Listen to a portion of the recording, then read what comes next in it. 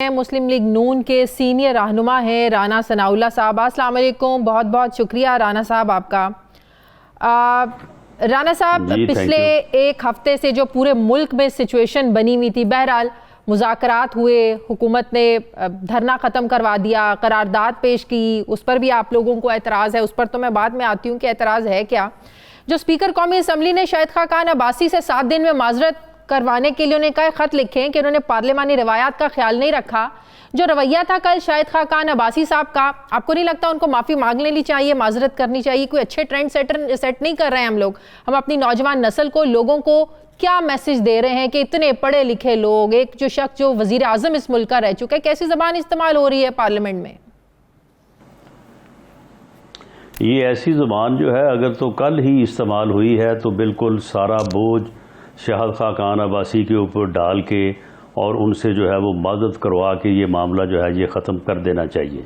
لیکن اگر یہ زبان جو ہے وہ 2014 سے استعمال ہو رہی ہے اور مسلسل استعمال ہو رہی ہے، پارلیمانی روایات کا جو ہے وہ جنازہ نکالا جا رہا ہے، روز نکالا جا رہا ہے، اور قائد ایوان جو ہے وہ اپوزیشن کے متعلق جس قسم کی گفتگو اس نے آج کی ہے، آپ اسے ہی لے لیں، اور پارلیمنٹ میں جو پارلیمانی روایات کی جو دھجیاں، جو تباہی جو ہے وہ موجودہ اسپیکر نے کی ہے، تو اگر آپ نے پارلیمانی روایات کو بنیاد بنا کے کسی سے معافی کا مطالبہ کرنا ہے تو بالکل شاہد خاقان عباسی صاحب سے بھی کیا جائے، اور جن نے پارلیمانی روایات کا جنازہ نکالا ہے ان سب کو جو ہے وہ اکاؤنٹ بار کیا جائے، اور سب سے اجتماعی جو ہے وہ معافی منگوائی جائے، اور آئندہ سے جو ہے وہ نیک چلنے کا جو ہے وہ وعدہ کیا جائے، تو پھر تو آگے بات بڑھ سکتی ہے۔ آگے بڑھتے ہیں۔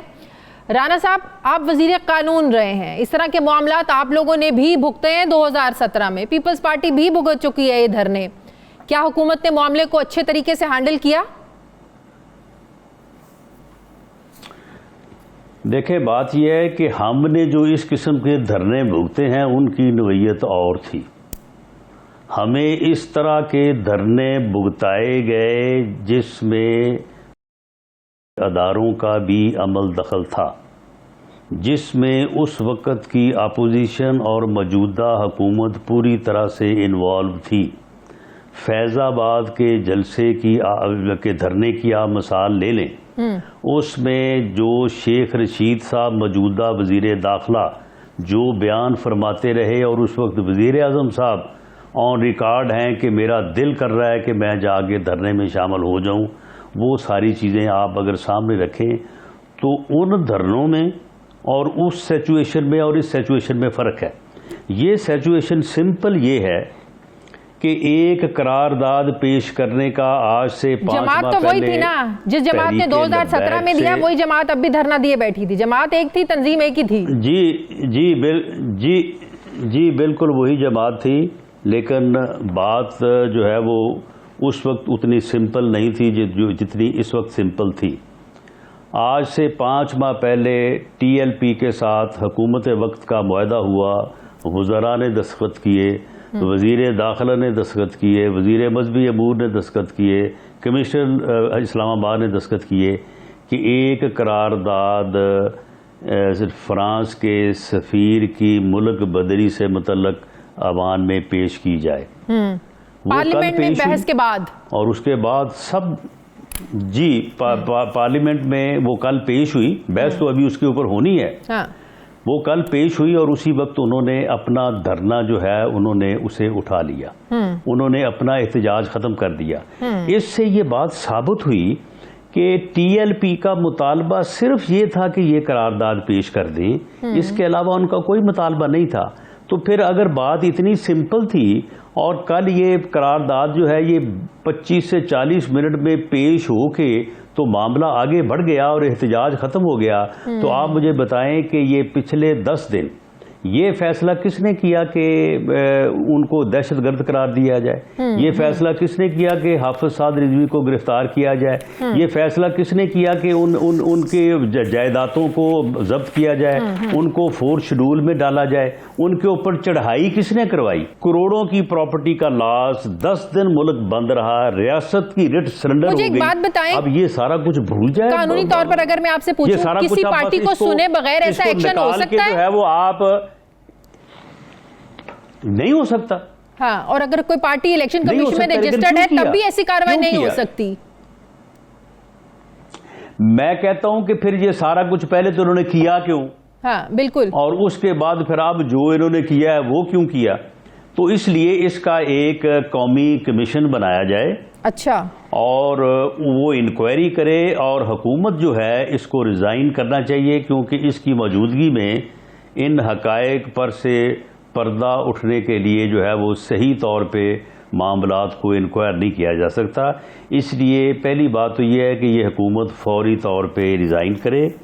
اس نے بہت بڑا ظلم کیا ہے ملک کے ساتھ، قوم کے ساتھ، ریاست کے ساتھ، اور اس کی جو ہے وہ قومی کمیشن جو ہے انکوائری کرے، اور تب جا کے جو ہے یہ معاملات آگے بڑھنے چاہیے. اب یہ ایسے نہیں ہو سکتا کہ یہ 10 دن جو ہے اب آپ اپنی تاریخ میں اور اپنی یادداشت میں اس کو نکال کے ایک طرف رکھ دیں، اور ایک دن معاہدہ ہوا ہے قرارداد پیش کرنے کا، کل قرارداد پیش ہوئی اور بس اب آگے بڑھے. ایسے نہیں آگے بڑھا جا سکتا. یہ کوئی بنانا تو ریپبلک جاوید نہیں ہے. عباسی صاحب پھر کس مشترکہ قرارداد کی بات کر رہے ہیں؟ انہوں نے علی محمد خان صاحب کو، وزیر مملکت کو خط بھی لکھا ہے کہ ہم ایک مشترکہ قرارداد تیار کر رہے ہیں جو عوام کی خواہشات اور مرضی کی عکاسی ہو. وزیر داخلہ آئیں، وزیر خارجہ آئیں، قرارداد ایوان میں آ کے بریف کریں. وہ تو آگے بڑھنے کی بات کر رہے ہیں، آپ کہہ رہے ہیں ایسے نہیں بڑھا جا سکتا.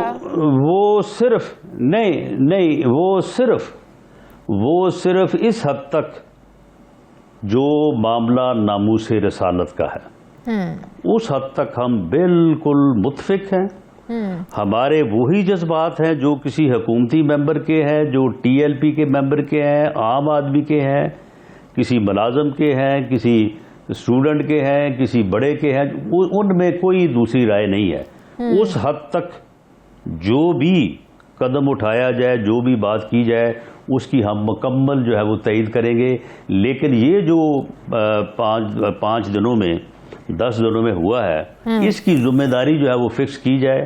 ہماری رائے میں تو یہ ذمہ داری حکومت میں بنتی ہے. لیکن چلیں، حکومت اگر سمجھتی ہے کہ ان کی ذمہ داری نہیں ہے تو وہ انکوائری کمیشن میں ساری چیز سامنے آ جائیں گی. بالکل صحیح. ایک آخری سوال رانا صاحب، یہ اس حکومت کے دور میں یہ واقعات بڑے بڑھ گئے ہیں. صحافی کبھی اٹھا لیے جاتے ہیں، کل ابصار عالم صاحب کو گولی لگ گئی، کبھی صحافیوں پر تشدد کے واقعات سامنے آتے ہیں، صحافیوں کو غائب کر دیا جاتا ہے، اور وفاقی دارالحکومت اسلام آباد ایک کا شہر، وہاں سے صحافیوں کو غائب کر دیا جاتا ہے، گھر کے باہر گولیاں مار دی جاتی ہیں. سر یہ ریاست میں ہو کیا رہا ہے؟ دیکھیں، ریاست میں جو بھی ہو رہا ہے اس کے اوپر جب تک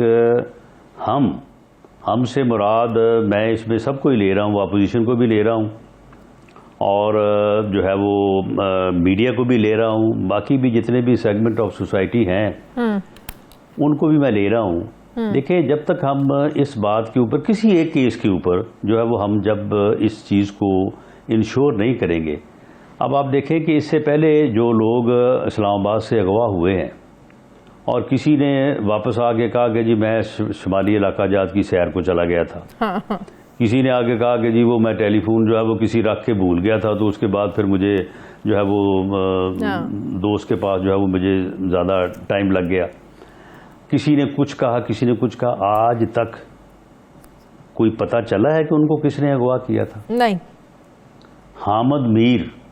حامد میر جس کے ساتھ ایسا ہی واقعہ پیش آیا تھا جو ابصار عالم کے ساتھ پیش آیا ہے، اس کے اوپر سپریم کورٹ کے جج نے انکوائری کی ہے. وہ انکوائری سامنے آئی ہے آج تک؟ بالکل صحیح، بالکل صحیح. جب تک یہ چیزیں سامنے نہیں آئیں گی تو اس وقت تک یہ واقعات کیسے رک سکتے ہیں؟ یہ نہیں رکیں گے. بالکل صحیح، بالکل صحیح. آج اگر ہم یہ فیصلہ کر لیں اور ان چیزوں کو جو ہے وہ کہیں کہ جی جو کل تک ہو چکا، آج جو ہے یہ چیز جو ہے ابصار عالم کا معاملہ جو ہے وہ ساری باتیں اب ہو رہی ہیں سوشل میڈیا کے اوپر. بالکل صحیح. اب اس کے اوپر جو ہے وہ اگر معاشرہ جو ہے، اگر سوسائٹی جو ہے، سول سوسائٹی جو ہے اس کے اوپر اگر کھڑی ہوتی ہے تو ہم تو خیر اس کے ساتھ ہیں، ہم تو کھڑے ہوں گے ساتھ. صحیح. ہمیں جو ہے وہ کسی جگہ پہ آگے اب رکنا ہوگا.